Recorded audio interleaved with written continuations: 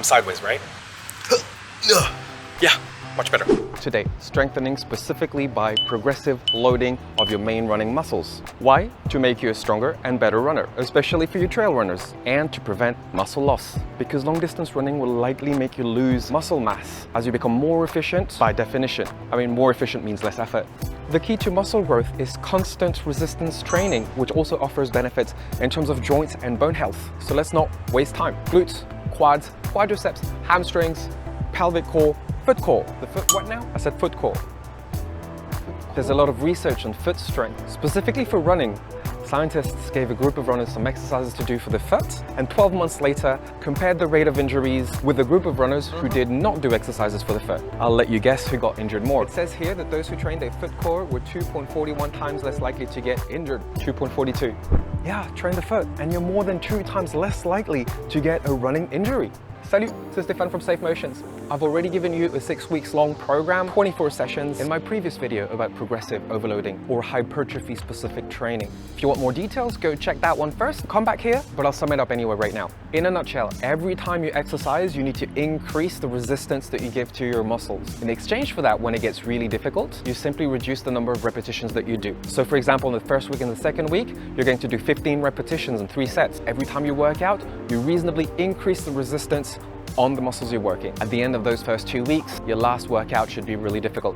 And then the following block of 2 weeks, keep on increasing the weights, but this time you do 3 times 10 repetitions. And the last 2 weeks, 3 times 5 repetitions.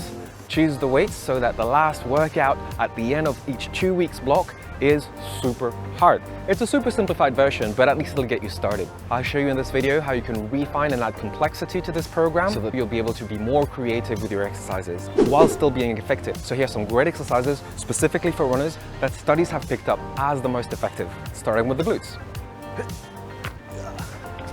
So step-ups. These are simply the ones that activate the glutes the most. Either step-ups from the front or step-ups from the side. They work slightly differently. What I like to do in my step-ups is also lift the opposite knee up.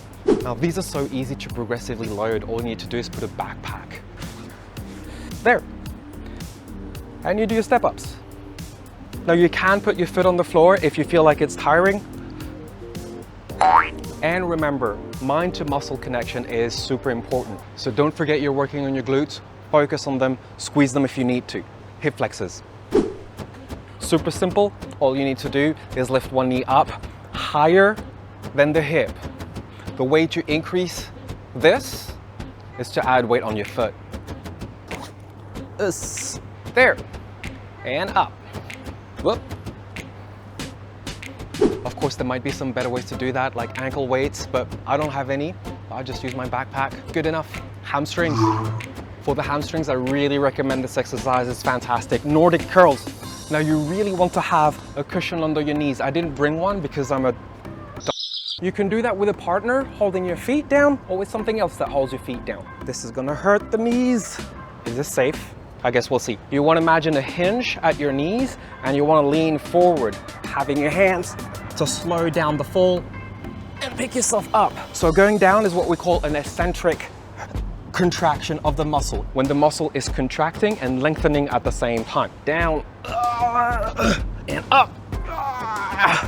If you can't do those curls for practical reasons, there's nobody to help you with the feet, or you can't find somewhere to lock down your feet, then you can do single-legged deadlifts, which are basically these. Standing on one leg, bend forward, this is the eccentric phase, and then come back up. In order to load that, all you need to do is pick something off of the floor. My phone, eccentric, concentric. As usual, every session you load it up with a bit more. 2 phones, for example. Let's go back up there for the next muscle. Now for the quads, we also want to develop the eccentric phase. Especially for trail runners, you'll need it for the downhills. The last thing you want is right in the middle of your race, feeling sore in your thighs. I've made that mistake before. So quads, super simple. Similar to the hamstrings, reverse Nordic curls, facing that way, the other camera. Hands over here, because it looks cool. Lean back, slowly come back. The eccentric part is when you go back down, concentric. Going downhill, going uphill, load it up with your backpack right there, or anything that's got some weight. Now let's talk about the pelvic core. For the core, we're looking for control into your movement, so not so much of progressive overloading. Favorite core stability exercises are of course planks, but not those ones. We're looking for variety in your planks. So lift your arms up, make sure your pelvis is not moving. Stay steady, stability, side planks, either way you want. I actually have a whole video about the core, a few videos about the core, so feel free to check those for more details. Some other examples, I call that one the starfish. Do not forget the reverse plank. What's next? Ah yeah, the feet. Last but not least, that foot core, that happens down here. Take my shoes off. Now it's not incredibly easy to overload the foot, but we'll try anyway. First, you need to find out what your foot can do. Can you splay your toes like this? If not, first practice stretching. You can use your hands for this and keep on going until you're able to open up your toes.